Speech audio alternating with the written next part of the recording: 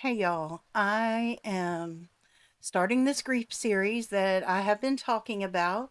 This is the first video and I am so super nervous. So jump in the comments right now and tell me that I have done an amazing job. I know I haven't done it yet, but let's assume that I'm going to. All right, here we go. Grief is like a mosaic, all broken pieces, but each tile is a necessary part of the whole. And over the next few weeks, I am going to be examining each piece of mine. My name is Donna, and I am the mom of Trey Dominique Smith and Devin Tashawn Smith. I lost my boys 10 months apart in 2022 and 2023. And I'm going to start right here. Grieving without God is going to be the topic. And that's because grieving without God has been one of the most isolating parts of this, but probably not for the reasons that you might think. Not because I wished I believed or because I felt like I was missing something that everyone else had, but because from the very beginning days, the very first days of this, everywhere I turned, people already had a framework for their grief. They had something to say and something to hold on to, somewhere to put all of that pain. And I didn't have any of that. What I had was a world that didn't seem ready or prepared for a grieving mother who wasn't looking for Jesus. The groups, the podcasts, the songs, all of it, just all of it, pointed me to a religion that I didn't have any connection to. Even songs about grief and loss, they talk about heaven and angels, and they're pretty, but instead of feeling comforted, I felt more alone with that.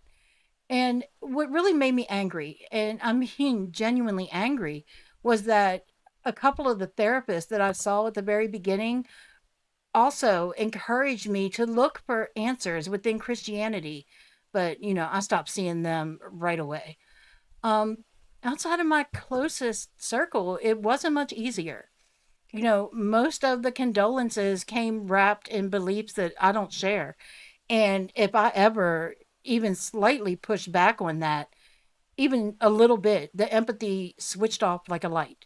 Immediately I wasn't just a grieving mother. Suddenly now I'm a grieving mother who's apparently doing it wrong. And people say things like, well, don't you want them to be in heaven? As though that's the only option and the alternative has to be something horrible. And as if my grief had to come with a theological debate that I definitely didn't sign up for. And here's what I noticed though. Through all of this, I have never seen someone who was not a Christian jump on a mother's, a grieving mother's post or say something to her about God not being real or Jesus not being real to try to take away her comfort. I've never seen that happen, but I've seen it happen to me multiple times from Christians telling me that Jesus is the only way to grieve. Like it has to be this way or else my kids are in hell, basically. And I wasn't trying to hear any of that.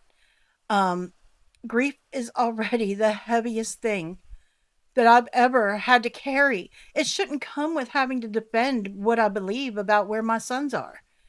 And I'm not here to tell anyone that their loved one isn't in heaven. I promise that's not what this is about. I don't want to take any kind of comfort from anyone. If that's what holds you together, I would never touch it ever. I'm just saying that this is what it's been like for me.